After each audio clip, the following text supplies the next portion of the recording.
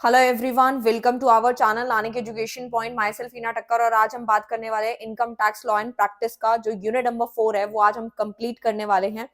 जी हाँ, unit number जो 4 है वो पूरा का पूरा वन शॉट करवाऊंगी, जिसके अंदर आपका इनकम फ्रॉम अदर सोर्सेस है, क्लबिंग है और साथ में आपके set off and carry forward है। ये तीनों के तीनों जो चैप्टर्स हैं वो मैं आज वन शॉट कंप्लीट कराने वाली हूँ और unit number 4 one shot complete हो जाएगा। उसके बाद आपका सिर्फ एक ही यूनिट बचेगा, वो भी मैं कल तक पूरी कोशिश करूंगी और उसके बाद परसों तक कोशिश है कि आप लोगों को वन शॉट प्रोवाइड करवा दिया जाए आपके एग्जाम से पहले पहले।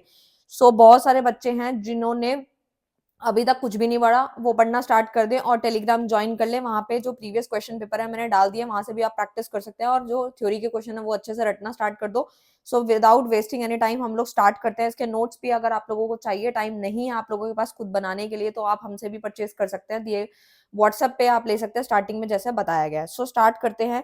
यहाँ पे ये पेज आपको इसमें थोड़ी छोटी राइटिंग दिख रही होगी, बट स्टिल कोई बात नहीं, मैं आपको समझाऊंगी, आप साथ साथ नोट्स भी इसके बना सकते हैं। ठीक है, तो बेसिकली एक ही पेज के अंदर मुझे फ्लो चार्ट को कवर करना था। अगर आधे को कवर करती और आधे को मैं पीछे कवर करूंगी तो दिक्कत हो सकती है, इसलिए मैंने थोड़ा सा छोटा छोटा लिखा है। मैं बाकी बोलूंगी, आपको अच्छे से क्लियर हो जाएगा।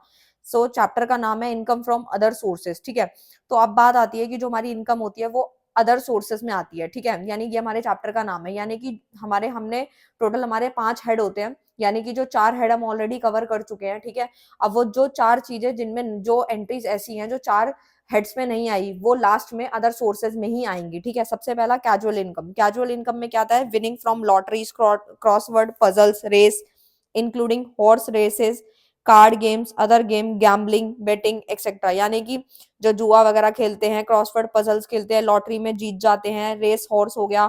ठीक है, ये सारी किसमें आएंगी? ये सारी हमारी किसमें आती है? हमारी कैजुअल। हमने ये वाला समझ लिया। उसके बाद आता है हमारी कोई भी डिविडेंड की इनकम होती है, जैसे हमारे को शेयर वगैरह पे क्या मिलता है? डिविडेंड मिलता है, तो वो इनकम भी हमारी अदर सोर्सेज के अंदर आती है। फिर या तो कोई advance for future due to failure negotiation for transfer of capital asset, यानी कोई अगर हमने कोई प्रॉपर्टी को परचेज किया, ठीक है, और हमने पहले से ही एडवांस दे दिया था, लेट सपोज हमने 2 लाख या 3 लाख एडवांस दे दिया था और उसके बाद जो है हमारे को रिफंड मांगा हमने और हमें रिफंड नहीं मिला। ठीक है, तो उस पर भी जो इनकम जनरेट होगी वो हमारी अदर सोर्सेज के अंदर कंसीडर होगी। सम ऑफ मनी और property receive of any person without consideration, यानी कि अगर कोई भी पैसा, सम ऑफ मनी या कोई प्रॉपर्टी अगर रिसीव हुई है किसी अनदर पर्सन से, एनी पर्सन से विदाउट कंसिडरेशन, तो वो भी हमारी इनकम फ्रॉम अदर सोर्सेज के अंदर टैक्सेबल होगी। फिर आता है हमारा consideration receive in excess of FMP of share of closely held company where such share are issue at premium. अब इसका मतलब क्या हुआ? इसको एक छोटे से एग्जांपल से समझते हैं कि मान लो कि हमारी जो कंपनी की जो फेयर वैल्यू है वो 100 रुपए है। ठीक है, इतनी बात समझ आ गई? तो फेयर वैल्यू 100 रुपए है और आपका जो यहाँ पे दिया गया है वो एफएमपी जो है वो 110 रुपए है। ठीक है, फेयर मार्केट वैल्यू जो है वो आपकी 110 रुपए है। ठीक है, और साथ में जो है आपका इशू प्राइस 120 रुपए है। जो 10 रुपए एक्स्ट्रा जो यहाँ पे है वही हमारे क्या हो जाएंगे? टैक्सेबल हो जाएंगे। ठीक है, जो एक्स्ट्रा एक्सेस आ रहा है यहाँ पे बैलेंस, वही हमारा टैक्सेबल हो जाएगा। फिर आता है interest receive on compensation, enhance compensation. ठीक है, यानी कि कोई भी इंटरेस्ट, आपको बस इतनी बात समझनी है कि अगर हमें कोई भी इंटरेस्ट रिसीव होता है, ब्याज हमें रिसीव होती है किसी भी कंपनसेशन पे, तो वो भी हमारी किस में जाएगी? इनकम फ्रॉम अदर सोर्सेस में जाएगी, क्योंकि जो हमारा इनकम टैक्स एक्ट है वो कहता है कि आपको बचने नहीं दिया जाएगा, कहीं ना कहीं तो आपको टैक्सेबल किया जाएगा। चाहे आप सैलरी के उसमें आपको टैक्सेबल होगा, चाहे हाउस प्रॉपर्टी है या फिर कोई अदर हेड है, और जो अदर हेड में आएगा वो किसी और में नहीं आएगा। ठीक है, तो उसके बाद एक पॉइंट आता है compensation receive on termination of employment. ये क्या है? इसमें क्या होता है? तो इसके अंदर होता है जैसे कोई कंपनी के अंदर, जैसे मान लो मैंने विप्रो कंपनी का एग्जांपल लिया है, जैसे बहुत सारी इंप्लॉइज है एमएनसीज वगैरह में काम करे, जैसे विप्रो हो गया। ठीक है, तो कंपनी का नाम लिया गया, तो वो अगर अपने एम्प्लॉयज को हटा देता है, ठीक है, तो उसको भी तो कंपनसेशन रिसीव होगा ना उस एम्प्लॉयमेंट पे। ठीक है, कुछ ना कुछ तो मिलेगा, तो वो भी टैक्सेबल किया जाएगा, यानी कि ये नहीं है कि वो वहां से बच जाएगा। ठीक है, तो इस तरीके से चीजें थी। उसके बाद हम नेक्स्ट पे चलते हैं। नेक्स्ट पे हमारा क्या आता है? टैक्सेबल। टैक्सेबल किस किस पे होगा? जैसे डीम्ड इनकम हो गया, इंटरेस्ट ऑन सिक्योरिटीज पे भी टैक्सेबल है। Income from letting out hire of machine है, कोई प्लांट है, कोई फर्नीचर है, अगर हमने उसको हायर परचेज पे लेट आउट कर दिया तो वो भी हमारा टैक्सेबल होगा। Any sum receive under keyman insurance policy, तो वो भी हमारे लिए टैक्सेबल होगा। ठीक है, ये कुछ चीजें हैं जो आपको याद रखनी होती है, इसमें कोई भी चेंजेस हम लोग नहीं कर सकते। ठीक है, उसके बाद हम आते हैं नेक्स्ट की तरफ बढ़ते हैं।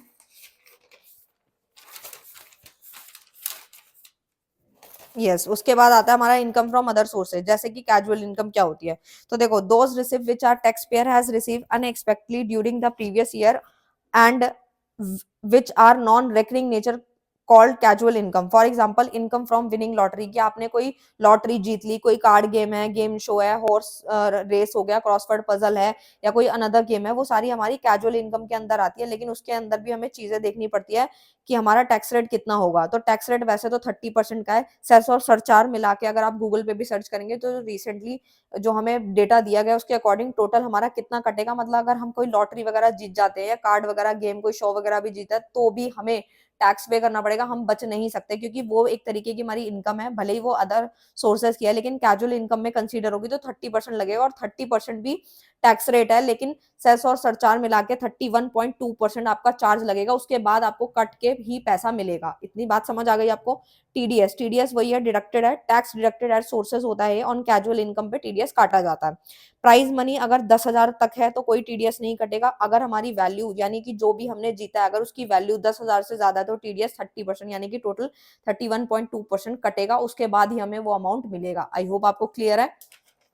मैं बहुत सिंपल लैंग्वेज में समझा रही हूँ और बिल्कुल फ्लो चार्ट की मदद से इजी समझा रही हूँ, क्योंकि टाइम बहुत कम है, ज्यादा लेंदी कर दूंगी तो बहुत दिक्कत हो जाएगी आपको। Casual income is treated as separate from overall income in the case of individual. ये तो आपको पता ही है, जो कैजुअल इनकम है उसको ट्रीट किया जाता है एक तरीके का separate from all over income, क्योंकि थोड़ा सा अलग इसको हटके जो है कंसिडर किया जाता है। कोई डिडक्शन अलाउ नहीं होती सेक्शन 80C और 80D के अंदर, और कोई भी एक्सपेंडिचर भी अलाउड नहीं होता। Cannot avail benefit of the basic assumption limit, यानी कि इसमें कोई भी बेनिफिट भी अवेल नहीं किया जाएगा, किसमें, बेसिक असम्पशन लिमिट के अंदर। ठीक है, नेक्स्ट पे चलते हैं। इंटरेस्ट ऑन सिक्योरिटीज है, तो इंटरेस्ट ऑन सिक्योरिटीज में आपको समझना है। देखो सिक्योरिटीज में ऑलरेडी आपको करा चुकी हूँ।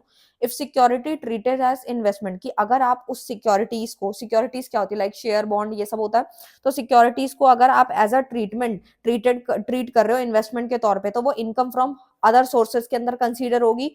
और अगर आपकी सिक्योरिटीज जो है वो स्टॉक इन ट्रेड के हिसाब से चल रही है तो वो पीजीबीपी में इंक्लूड करी जाएगी। ठीक है, तो चार्जेबिलिटी कैसे रहेगी, तो देखो ड्यू बेसिस पे है तो एक्रूअल, जैसा हम लोगों ने अकाउंट्स के अंदर भी ये रूल पढ़ा था कि एक एक्रूअल बेसिस होता है और एक कैश बेसिस होता है। तो आपको बस इतना याद रखना है कि आपकी चार्जेबिलिटी जो है, तो मतलब इसको चार्ज किया जाएगा तो ड्यू बेसिस है तो एक्रूअल पे होगा, और रिसिप्ट बेसिस है, रिसीव वाला अमाउंट है, तो कैश बेसिस पे ही इंक्लूड किया जाएगा। आई होप आपको क्लियर है।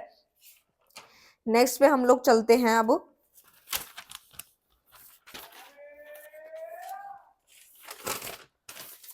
नेक्स्ट आता है हम लोगों का टाइप ऑफ सिक्योरिटीज। सिक्योरिटीज कितने तरह की होती है, तो एक होती है गवर्नमेंट, एक होती है नॉन गवर्नमेंट।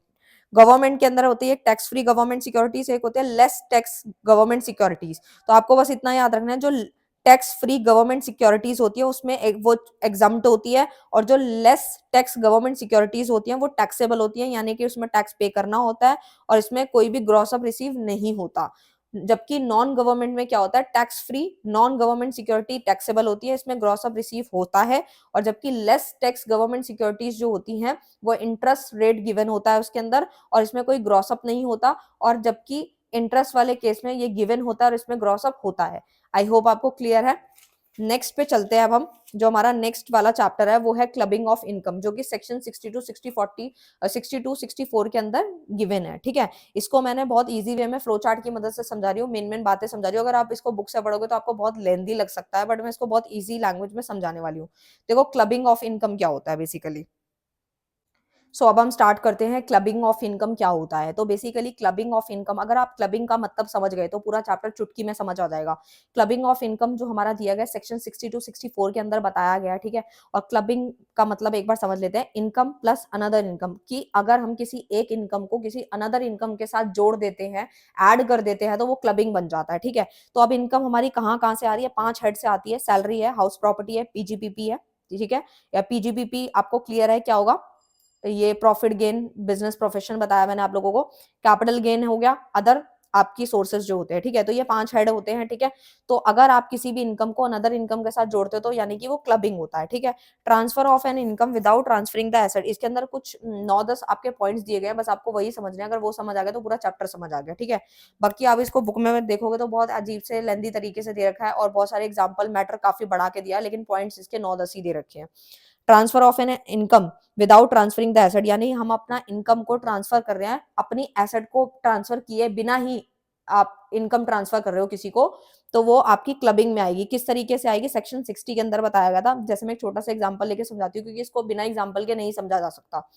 लेट सपोज कि मान लो कोई यहाँ पे एक पर्सन है, ठीक है, और वो जो पर्सन है उसका नाम है मोनू, ठीक है, मोनू नाम है। तो ये जो मोनू पर्सन है उसने कोई एफडी करा रखी थी, अब उसका जो एफडी का जो इंटरेस्ट है ना वो उसने अपने स्पाउस को ट्रांसफर कर दिया, ठीक है। तो आपको बस इतनी बात ये समझनी है ऐसा किया क्यों गया। आप ये सोचोगे ये ऐसा क्यों किया गया, तो ऐसा इसलिए किया गया, मान लो जो मोनू है वो, उसकी जो इनकम आती है वो टैक्स स्लैब के अंदर आती है, उसको 30% टैक्स बनता है, वो पे करता है। लेकिन उसने सोचा कि जो उसने एफडी करा रखी है उसका जो इंटरेस्ट है ना वो अपने स्पाउस को ट्रांसफर कर दे, ठीक है, यानी कि जो उसका स्पाउस है वो टैक्स स्लैब के अंदर नहीं आता, ठीक है। तो वो जो इनकम है वो उसके स्पाउस को ट्रांसफर कर दी गई, मतलब एसेट ट्रांसफर नहीं हुई, यहाँ पे क्या ट्रांसफर हुआ है, उसका इंटरेस्ट यानी उसकी ब्याज ट्रांसफर हुई है, ठीक है। और जब ब्याज ट्रांसफर हुई है तो दैट मींस इसका तो टैक्स स्लैब में कोई स्पाउस का कोई लेना देना था नहीं, लेकिन इंटरेस्ट उसको रिसीव हो गया। तो तो इसके अंदर क्या बताया गया है, आप लोगों को ये समझना है कि वो जो इनकम होगी यानी कि जो ये इंटरेस्ट होगा वो क्या होगा, क्लब हो जाएगा इन द केस ऑफ मोनू, ठीक है। तो इतनी सी बात आपको समझ लेनी है, जो आपको समझ आ भी गई होगी, जो यहाँ लिखा भी है transfer of income without transferring the asset, यानी कि अपनी एसेट ट्रांसफर नहीं करी, अपना क्या कर दिया, अपनी इनकम को ट्रांसफर किया गया है, ठीक है। इतनी बात समझ आ गई। तो यानी ये क्लबिंग वाला केस था। सेकंड केस क्या है वो समझ लेते हैं, revocable transfer of an income generating asset, section 61 में बताया।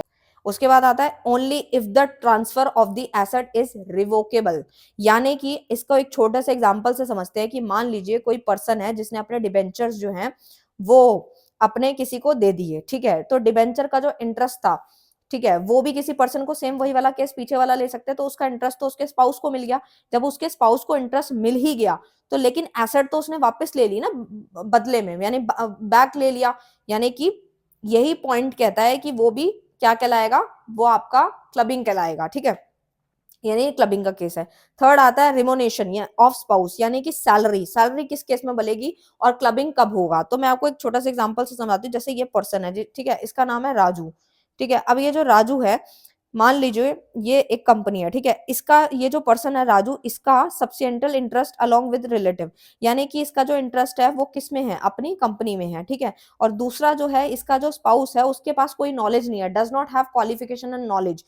तो इसकी जो इनकम होगी यानी कि जो इसको सैलरी मिली है 6 लाख की या 10 लाख की, वो सारी की सारी इनकम जो होगी वो कहाँ हो जाएगी, क्लबिंग में काउंट होगी, ठीक है। वही पॉइंट यहाँ पे लिखा है मैंने, ठीक है। क्लबिंग कितना हो जाएगा, 6 लाख उसको सैलरी मिली इसके स्पाउस को और उसको नॉलेज भी नहीं थी।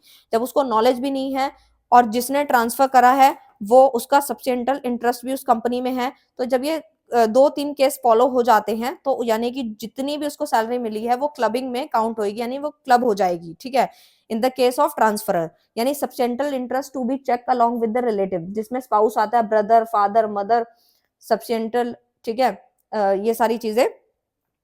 उसके बाद आता है transfer of an income yielding asset other house property to spouse without adequate consideration. इसको ना एक छोटे से एग्जांपल से आपको ये समझना है। मान लो यहाँ पे एक राजू है और एक लड़की प्रिया है, ठीक है। अब ये राजू ने प्रिया को डिबेंचर्स जो है वो गिफ्ट कर दिए, ठीक है। अब गिफ्ट करने के बाद यहाँ पे जो भी इंटरेस्ट, जो भी ब्याज प्रिया को मिला होगा वो क्लब हो जाएगा किसके केस में, ट्रांसफर के केस में, यानी कि वो टैक्सेबल होगा, उसको टैक्स पे करना पड़ेगा, ठीक है। तो आपको बस इतनी बात याद रखनी है कि जो भी एग्रीमेंट हुआ है, ठीक है, यानी जो प्राइमरी इनकम होती है वो क्लब होती है, लेकिन सेकेंडरी इनकम आपकी क्लबिंग में कंसीडर नहीं होती, वो क्लब नहीं हो सकती, ठीक है। इतनी बात आपको समझ आ गई। नेक्स्ट पे आते हैं हम। नेक्स्ट आता है transfer of income yielding asset to son wife without an adequate consideration, यानी कि क्लब हो जाएगा। सेम ये 3 पॉइंट्स तो बिल्कुल सेम है, जो कि बस इतना याद रखना है कि क्लब हो जाएगा इन द हैंड ऑफ ट्रांसफर, यानी कि क्लबिंग होगी किसके केस में, ट्रांसफर के केस में, जो ट्रांसफर कर रहा होगा। तो वही बात लिखी है, चाहे वो आपकी सन वाइफ है, ठीक है। देखो लिखा भी है transfer of an income yielding asset to son wife without an adequate consideration, बिना कंसिडरेशन के भी अगर हम उसको सन की वाइफ को कुछ ट्रांसफर कर रहे हैं अपनी इनकम, तो भी वो क्लब हो जाएगी in the case of in the hand of transfer. Transfer of an income yielding asset by SSC without an adequate consideration to any person for the benefit of spouse, यानी कि ये भी same वही वाली कहानी है, club in the hand of transfer हो जाएगा। यानी कि अगर आप इनकम को यानी कि एसएससी ट्रांसफर कर रहा है विदाउट एनी एडिक्वेट कंसिडरेशन, ठीक है, और टू एनी पर्सन, किसी एनी पर्सन, ठीक है, for the benefit of spouse, यानी बेनिफिट ऑफ स्पाउस होगा तो भी वो ट्रांसफर के केस में क्लब हो जाएगा। Transfer of an income yielding asset by SSC without an adequate consideration to any person for the benefit of son wife, यानी कि सन की वाइफ जो है बेसिकली सेम वही पॉइंट है, वो भी क्लब हो जाएगा इन द हैंड ऑफ ट्रांसफर। ठीक है, ये सारी वही चीजें बताई गई हैं। उसके बाद आता है इनकम ऑफ माइनर चाइल्ड। ये थोड़ा सा समझने वाला टॉपिक है, थोड़ा सा एग्जाम्पल की मदद से, जिसमें एक रूल बताया गया कि income earn by minor shall be taxable, यानी जो माइनर होता है, जो 18 साल से छोटा होता है, उसे माइनर कहते हैं। और वो जो 18 साल से छोटा बच्चा है, जो माइनर है, वो टैक्सेबल होगा, shall be taxable in the hand of parents, यानी कि भाई जाहिर सी बात है, उसको तो अभी हम बच्चा ही बोल रहे हैं, ठीक है। इनकम अर्न, अगर उसने माइनर ने कोई इनकम कमाई है, तो वो टैक्सेबल किसके केस में होगी, किसके हैंड में होगी, किसके द्वारा होगी, उसके पेरेंट्स के द्वारा। हुज इनकम इज मोर, जिसकी इनकम ज्यादा होगी उसके अकॉर्डिंग ही चार्जेबल होगी। Clubbing not applicable. अब क्लबिंग कब नहीं हो सकती, ठीक है, आपको बस ये याद रखना है कि इनकम, देखो, income is due to manual work, अगर कोई इनकम ड्यू है मैनुअल वर्क की तो क्लबिंग एप्लीकेबल नहीं है। Income is due to skill और टैलेंट का है तो भी एप्लीकेबल नहीं है उसमें क्लबिंग। माइनर को कोई सफरिंग है फ्रॉम डिसेबिलिटी तो भी हमारी क्लबिंग जो है एप्लीकेबल नहीं होगी। आई होप आपको क्लियर है। और क्लबिंग का ना कुछ एग्जाम्पशन है, एक लिमिट है कि किस लेवल तक जो है वो वैलिड है। क्लब कब हो सकता है, एग्जाम्पशन मिली है 1500 रुपीज 1500 पर एनम पर चाइल्ड के हिसाब से, तो इतना एग्जाम्पशन मिलेगा, उसके बाद नहीं मिलेगा। ठीक है, तो आपको बस एक छोटे सा पॉइंट ये भी याद रखना है कि अगर मान लो बाद में इनकम चेंज हो जाती है तो क्लबिंग जो है वो चेंज नहीं होगी, वो सेम ही रहेगी। ठीक है, नेक्स्ट 2 पॉइंट है, उसके बाद ये ओवर हो जाएगा। ठीक है, उसके बाद आता है transfer asset is invested in business. कोई भी हम अगर एसेट को ट्रांसफर करते हैं, ठीक है, देखो साफ साफ लिखा है transfer asset is invested in the business, कि हम किसी को कुछ गिफ्ट दे रहे हैं, कुछ ट्रांसफर कर रहे हैं और फिर वही चीज हमारे बिजनेस के अंदर भी इन्वेस्ट हो जाती है, तो क्या वो क्लब होगी कि नहीं होगी। ठीक है, तो वही वाली कहानी है, club in the hand of transfer ही होगा। इसका केस भी देखो, एक छोटे से एग्जांपल से समझते हैं। जैसे रामू है, ठीक है, उसने जो है स्वाति को एक गिफ्ट दे दिया, ठीक है, 10 लाख तक का, ठीक है, और वही स्वाति ने अब बिजनेस के अंदर कैपिटल इंट्रोड्यूस कर दी 10 लाख तक की। तो जो ओपनिंग बैलेंस था पहले का वो 20 लाख था, गिफ्ट 10 लाख का था, दोनों को मिला के 30 लाख हो गया। ठीक है, और प्रॉफिट मान लो 6 लाख का था। तो बेसिकली मैं ये समझाना चाह रही हूँ, 6 लाख था तो जो इसका 1/3 होगा, ठीक है, प्रॉफिट का 1/3 होगा, वो क्लब हो जाएगा, यानी कि 2 लाख रुपीज जो होंगे क्लब हो जाएंगे इन the hand of transfer. I hope आपको क्लियर है। फिर ये HUF है, हिंदू अनडिवाइडेड फैमिली का भी वही सेम वाला सिनेरियो है कि अगर मान लो कोई भी प्रॉपर्टी है, ठीक है, तो कोई भी प्रॉपर्टी है वो ट्रांसफर करी जा रही है और ट्रांसफरर के केस में भी वो क्लबिंग कहलाएगी। ठीक है, तो बस वही वाले ट्रांसफरर वाले केस थे, बहुत सिंपल तरीके से मैंने आपको समझाया, बहुत ज्यादा गहराई में समझाऊंगी तो फिर टाइम भी नहीं है इतना। बाकी आप कमेंट जरूर करना कि अगर आप इसको डिटेल में पढ़ना चाहते हो तो हम अपने एप्लीकेशन पे वो अपलोड कर देंगे वीडियोस, जो कि अभी इस पे काम चल रहा है, जल्दी से जल्दी आपको अपकमिंग एग्जाम्स में देखने को डेफिनेटली मिल जाएगा। सो मैंने पूरा का पूरा यूनिट नंबर 4 कंप्लीट करा दिया है, वो भी शॉर्ट में। ठीक है, मिलते हैं आप यूनिट नंबर 5 के साथ, तब तक के लिए bye bye, thank you so much. अब हमारा ये लास्ट चैप्टर है यूनिट नंबर 4 का, ठीक है, जो कि क्या है, set off and carry forward of losses है। ठीक है, तो सबसे पहले हम लोग ये समझ लेते हैं कि सेट ऑफ होता क्या एक्चुअल में। तो देखो आपकी बुक में ज्यादा तो दिया नहीं गया, जो मेन दिया गया उससे थोड़ा एक्स्ट्रा ही बता रही हूँ आप लोगों को मैं। अगर आपने ये समझ लिया तो समझना काफी सारी चीजें हो गई। सेट ऑफ का मतलब क्या होता है, जैसे कि मान लो कोई भी गेन हो रहा है किसी भी हेड के अंदर और एक जगह लॉस हो रहा है, तो वो आपका सेट ऑफ कर दिया जाता है। ठीक है, दोनों को एक साथ मैनेज करके सेट ऑफ कर देते हैं। जैसे कि मैं एक छोटा सा एग्जांपल लेती हूँ कि अगर आपकी हाउस प्रॉपर्टी में लॉस आ रहा है और आपका PGBP में गेन आ रहा है, तो दोनों को क्या कर दिया जाएगा, सेट ऑफ कर दिया जाएगा। आई होप आपको क्लियर है, लॉस को गेन के साथ सेट ऑफ कर देते हैं। तो इसी तरीके से एक छोटा सा और एग्जांपल मैंने यहाँ लिया है कि मान लीजिए होता क्या है, यहाँ पे 2 हेड्स होते हैं, एक होता है इंट्रा हेड एडजस्टमेंट और एक होता है इंटर हेड एडजस्टमेंट। इसको आपने क्लास 11th में भी ये चीज पढ़ी थी, जब आप कंपनी का कंपेरिजन करते हो ना अपनी कंपनी के साथ और किसी दूसरी कंपनी के साथ, तो आप इंट्रा और इंटर का जो वर्ड है वो इस्तेमाल करते हो। तो इसी तरीके से आपको याद रखना है कि अगर एक ही हेड के अंदर अंदर एडजस्टमेंट हो रही है, सेट ऑफ हो रहा है, तो उसे हम बोलते हैं इंट्रा हेड एडजस्टमेंट। और अगर अलग अलग हेड से जैसे यहाँ पे मैंने एग्जांपल दिया था हाउस प्रॉपर्टी PGPP का, तो यानी कि जो अलग अलग हेड से मिला करके लॉस गेन को सेट ऑफ किया जाता है, तो वो इंटर हेड एडजस्टमेंट होता है। तो आपको बस इतना याद रखना है, अगर एक ही हेड के अंदर सेम हेड है तो अब वो आपका इंट्रा हेड होता है, और अगर डिफर डिफर अलग अलग आपके हेड्स होते हैं तो उसको हम इंटर हेड एडजस्टमेंट कहते हैं। इसको आप इस तरीके से भी याद रख सकते हो कि अगर आपके घर में कोई भी बीमार हो जाता है, ठीक है, तो आप जो है अपने घर वालों से मदद मांगते हो, यानी आपका जो हाउस है, यानी कि ये जो घर है वो आपका सेम ही है, आपके घर के अंदर के मेंबर ही हैं, सेम ही हेड है। और अगर आपके घर वाले मदद नहीं कर पा रहे, बाहर से आप मदद ले रहे हो, तो वो आपका इंटर हेड एडजस्टमेंट कहलाएगा। ठीक है, इंट्रा है तो सेम रहेगा और इंटर है तो बाहर होगा, बाहर के घरों से भी आप पड़ोसी से भी मदद ले रहे हो, तो वो आपका इंटर हेड एडजस्टमेंट कहलाएगा। फॉर एग्जाम्पल आपका मैं एक एग्जाम्पल लेती हूँ, जैसे टेक्सटाइल बिजनेस में लॉस आ रहा है और हाउस प्रॉपर्टी में गेन आ रहा है, तो आप क्या करेंगे, उस दोनों को अब आपको एक एग्जांपल समझाती हूँ मैं, जैसे मान लीजिए टेक्सटाइल बिजनेस में लॉस आ रहा है और कोचिंग का एक बिजनेस है जिसमें गेन आ रहा है, तो ये क्या है, दोनों के दोनों क्या हो जाएंगे, एडजस्ट हो जाएंगे, ठीक है। तो इन्हीं को एडजस्ट करके यानी सेट ऑफ किया जाएगा। आई होप आपको क्लियर होगा सेट ऑफ क्या है। नेक्स्ट पे आते हैं अब हम लोग। तो यहाँ पे आपको समझना होगा कि यहाँ पे कुछ एक्सेप्शंस भी दिए गए हैं, ठीक है। तो सबसे पहले सेट ऑफ करने के टाइम पे आपको कुछ ये बातें ध्यान में रखनी होंगी, तो ये आप सेट ऑफ कर पाएंगे। तो जैसे स्पेकुलेटिव बिजनेस लॉस है, can be set off against only speculative business income only, यानी जो आपकी स्पेकुलेटिव बिजनेस लॉस है वो सिर्फ सेट ऑफ हो सकता है किससे, आपके स्पेकुलेटिव बिजनेस इनकम से ही वो क्या हो सकता है, सेट ऑफ हो सकता है, ठीक है। लॉस जो है वो गेन से ही हो सकता है।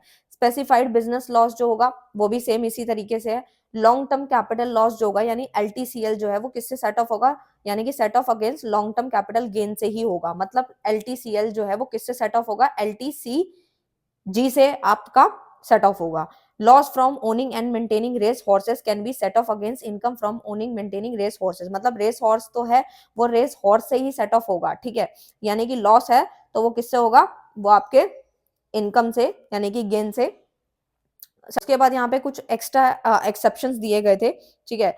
तो सबसे पहले आता है स्पेकुलेटिव, यानी कि ये इंटर हेड के लिए है, ठीक है। जो मैंने अभी आपको बताया, जो ये वाले एक्सेप्शंस बताए हैं मैंने आप लोगों को, मैं आपको फिर बता देती हूँ। ये जो था वो आपका इंट्रा था, ठीक है। ये आपके इंट्रा के लिए एक्सेप्शंस थे। अब मैं आपको जो बता रही हूँ वो है इंटर हेड के एक्सेप्शंस है, यानी कि आपको जब भी सेट ऑफ करना है तो ये बातें आपको ध्यान में रखनी है। तो ये आपके एक्सेप्शंस है। Speculative business loss can be set off against any speculative income, यानी कि लॉस जो है वो किससे सेट ऑफ होगा, आपके स्पेकुलेटिव बिजनेस इनकम से ही आपका सेट ऑफ होगा। स्पेसिफाइड बिजनेस लॉस जो है यानी section 35 AD can be set off against the specified business income से ही होगा, मतलब बिजनेस लॉस है तो बिजनेस इनकम से ही सेट ऑफ होगा। लॉन्ग टर्म कैपिटल लॉस है यानी एलटीसीएल है, वो किससे सेट ऑफ होगी, आपकी लॉन्ग टर्म कैपिटल गेन से सेट ऑफ होगी। Loss from owning and maintaining race horses can be set off against owning maintaining race horses income, यानी कि जो आपकी लॉस आ रही है रेस हॉर्सेस वाली, तो वो आपकी किससे सेट ऑफ होगी, आपके हॉर्स इनकम से ही सेट ऑफ होगी। STCL can be set off only against STCG and LTCG, यानी कि जो आपके शॉर्ट टर्म कैपिटल लॉस होंगे वो किससे सेट ऑफ होंगे, या तो एसटीजी सीजी से होंगे या फिर एलटीसीजी से होंगे। Loss from business can not be set off against salary, ये बात आपको खास तौर पे ध्यान रखनी होगी कि जो भी आपके लॉस होंगे बिजनेस के, वो किससे सेट ऑफ नहीं हो पाएंगे, आपके सैलरी से सेट ऑफ नहीं हो पाएंगे। अब देखो समरी देख लो फटाफट से, इनकम फ्रॉम सैलरी पे कोई भी लॉस नहीं होता, ये बात आपको याद रखनी है। लॉस नॉट पॉसिबल, हाँ सैलरी नील हो सकती है लेकिन लॉस नहीं हो सकता। आई होप आपको क्लियर है। इनकम फ्रॉम हाउस प्रॉपर्टी में लॉस हो सकता है, लॉस फ्रॉम हाउस प्रॉपर्टी मैंने लिखा है, फिर उसके दो यहाँ पे मैंने बनाए हैं, क्या क्या बनाए, एक तो इंट्रा हेड एडजस्टमेंट अगर होगी और दूसरा है इंटर हेड होगी। तो देखो इंट्रा हेड एडजस्टमेंट का कोई रोल नहीं है यहाँ पर, ठीक है। और अगर यहाँ पे आपका इंटर हेड है तो यहाँ पर इंटर आप समझ सकते हो अलग अलग हेड्स होते हैं, इसके अंदर आपको जो मैक्सिमम लिमिट मिली है वो 2 लाख तक ही आपको मिली है, और जो 2 लाख से ज्यादा अमाउंट होगा तो वो आगे कैरी फॉरवर्ड कर दिया जाएगा, ठीक है। आई होप आपको क्लियर है। नेक्स्ट आता है पीजीपीपी। तो इसके अंदर क्या है, आपको बस ये चीज याद रखनी है। पहले मैं आपको एक छोटा सा नोट बता देती हूँ, उसके बाद ये अच्छे से समझ आ जाएगा। यानी जो आपके जो स्पेकुलेटिव बिजनेस गेन होगा वो स्पेकुलेटिव बिजनेस लॉस से ही सेट ऑफ होगा, पहली बात तो ये याद रखनी है। और अगर मान लीजिए कोई दूसरा केस बनता है जो कि आपका नॉर्मल बिजनेस लॉस है, अगर वो आपका जो स्पेकुलेटिव बिजनेस गेन से सेट ऑफ हो सकता है। अब देख सकते यहाँ नॉर्मल है या स्पेकुलेटिव है, दोनों कैसे सेट ऑफ हो रहे हैं, तो वो सेट ऑफ इसलिए हो रहे हैं क्योंकि यहाँ पे ये रूल बताया गया है, ठीक है। यानी नॉर्मल जो बिजनेस होता है वैसे तो वो सेट ऑफ नहीं हो सकता स्पेकुलेटिव से, बट हाँ नॉर्मल बिजनेस जो लॉस होता है वो एक तरीके का लॉस ही कंसिडर होता है, इसीलिए वो स्पेकुलेटिव बिजनेस गेन के साथ सेट ऑफ हो सकता है। तो पीजीबीपी में आपको 3 चीजें याद रखनी है, एक तो लॉस फ्रॉम स्पेकुलेटिव बिजनेस होगा, या लॉस फ्रॉम स्पेसिफाइड बिजनेस होगा, या एनी अदर बिजनेस लॉस होगा। तो अगर लॉस फ्रॉम स्पेकुलेटिव बिजनेस अगर है तो वो सेट ऑफ अगेंस्ट होगा स्पेकुलेशन बिजनेस इनकम, यानी कि लॉस गेन के साथ सेट ऑफ होगा, गेन लॉस के साथ सेट ऑफ होगा, इतनी बात याद रखनी है। और जो बच जाएगा वो कैरी फॉरवर्ड हो जाएगा दोनों के केसेस में, चाहे वो लॉस हो चाहे वो लॉस स्पेकुलेटिव बिजनेस का है चाहे स्पेसिफाइड बिजनेस का है। एनी अदर बिजनेस लॉस है तो वो इंट्रा हेड एडजस्टमेंट होगा। पहले तो इंट्रा हेड एडजस्टमेंट किया जाता है, उसको अंदर अंदर सेट ऑफ करेंगे सेम हेड के अंदर, अगर वहां नहीं हुआ तो फिर इंटर हेड करेंगे, अनदर हेड के साथ उसको एडजस्ट किया जाएगा एक्सेप्ट सैलरी, यानी सैलरी को हटा करके, और जो बच जाएगा वो कैरी फॉरवर्ड कर दिया जाएगा। तो बहुत ही सिंपल है, बस एक छोटा सा रूल अगर आपने स्टार्टिंग में जो मैंने समझाया वो समझ आ गया तो आपको सारा।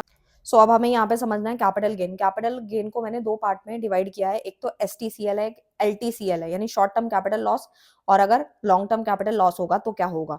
तो अगर शॉर्ट टर्म कैपिटल लॉस होगा तो सबसे पहले सेट ऑफ होगा किससे, अगेंस्ट STCG से या फिर LTCG से, और जो बच जाएगा रेस्ट वो आपका कैरी फॉरवर्ड कर दिया जाएगा। और उसके बाद क्या आता है LTCL, यानी कि आपका लॉन्ग टर्म कैपिटल लॉस हुआ है तो वो सेट ऑफ होगा अगेंस्ट LTCG से ही आपका एडजस्ट होगा, यानी कि सेट ऑफ होगा, और जो रेस्ट बच जाएगा वो आपका कैरी फॉरवर्ड कर दिया जाएगा। उसके बाद आता है आपका इनकम फ्रॉम अदर सोर्सेज आता है, जिसके अंदर आपका क्या आता है, loss from owning and maintaining race horses, यानी कि अगर कोई लॉस हो गया है, जो कि कोई पर्सन जो है SSC जो है वो मेंटेन कर रहा था रेस हॉर्सेस को, ओनिंग कर रहा था, उसमें उसको लॉस हो जाता है तो क्या करेगा, set off against same income से ही वो सेट ऑफ कर सकता है, जो बच गया वो कैरी फॉरवर्ड। और अदर लॉस कोई अगर आ जाता है under income from other sources से, तो सबसे पहले वो क्या होगा, इंट्रा, सेम वही चीजें बार बार रिपीट हो रही है, इंट्रा हेड एडजस्टमेंट होगा पहले, तो इंट्रा मतलब सेम होगा, सेम में एडजस्ट नहीं हो सकता तो फिर दूसरे से एडजस्ट होगा, और दूसरे में एडजस्ट नहीं हुआ जो बच गया वो आपका कैरी फॉरवर्ड नॉट अलाउड, यहाँ पे कैरी फॉरवर्ड अलाउड नहीं है, ये बात आपको याद रखनी है। आई होप आपको क्लियर है किसमें, इनकम फ्रॉम अदर सोर्सेस के अंदर जो अदर लॉस अंडर IFOS जो आता है उसके अंदर आपका कैरी फॉरवर्ड अलाउड नहीं है, ठीक है। नेक्स्ट आपको बात याद रखनी है, यहाँ पे मैंने कुछ नोट लिखा है जो आपको याद रखना है। देखो करंट ईयर का अगर कोई एडजस्टमेंट है तो आपको पहले ही सॉल्व कर देना है, और जो अनदर ईयर का जो गेन है उसको सेट ऑफ करेंगे बाद में, ठीक है। उसके बाद यहाँ पे लॉस की बात बताई गई है कि वही सिंपल सी चीज है, आपको एक लॉजिक याद रखना है कि सबसे पहले लॉस है तो वो आपको इंट्रा, ठीक है, इंट्रा यानी सेम आपके हेड में सॉल्व किया जाएगा, ठीक है, यानी सेट ऑफ किया जाएगा। वहां सेट ऑफ नहीं हुआ तो इंटर यानी कि अलग अलग हेड्स के साथ आपको जो है वो सेट ऑफ करना होगा, ठीक है, और वहां पे भी नहीं होता तो फिर आगे कैरी फॉरवर्ड कर देंगे, ठीक है।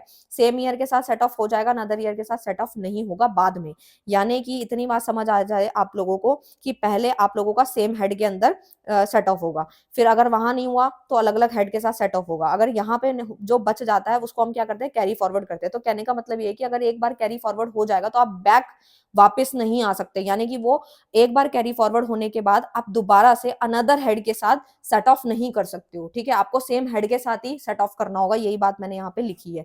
सो इसमें और भी बहुत कुछ है, लेकिन अभी मैंने इतना ही बताया और थोड़ा ज्यादा ही बताया है, आपकी बुक में बहुत लिमिटेड दिया गया था, ठीक है, इतना ज्यादा वो ग्रेजुएशन लेवल पे नहीं पूछते हैं, ठीक है, CS के लेवल पे बहुत ज्यादा हाई लेवल पे पूछते हैं, बट स्टिल मैंने काफी सारी चीजें आप लोगों को करा दी है। ये पूरा का पूरा यूनिट नंबर 4 कंप्लीट होता है, बचा यूनिट नंबर 5 बहुत छोटा सा है, जल्दी से जल्दी कल कंप्लीट कराने की कोशिश करूंगी। मिलते हैं नेक्स्ट वीडियो में नेक्स्ट टॉपिक के साथ, तब तक के लिए bye bye, thank you so much.